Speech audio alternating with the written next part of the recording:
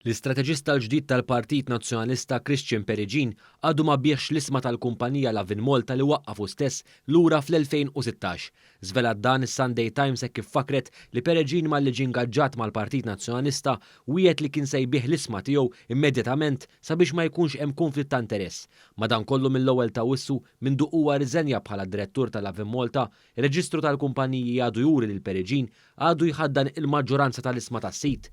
Il-Times irrapportat ukoll kif din is-sitwazzjoni tista' tkun waħda skomda l Pereġin u l-Partit Nazzjonalista fid-dawl tal-fatt anki li l-eks kap nazzjonalista Adrian Delija fetaħ libel kontra Lavin Malta fuq artiklu li jgħid kif Adrian Delija kien f'kuntatt ma' Jorgen Fenek waqt dibattitu parlamentari fuq il-kumpanija 17 Black.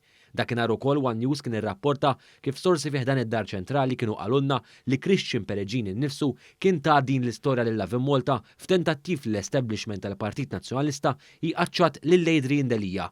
Ma' ġurnalista One News, Christian Pereġin kien ġaħad din l-allegazzjoni.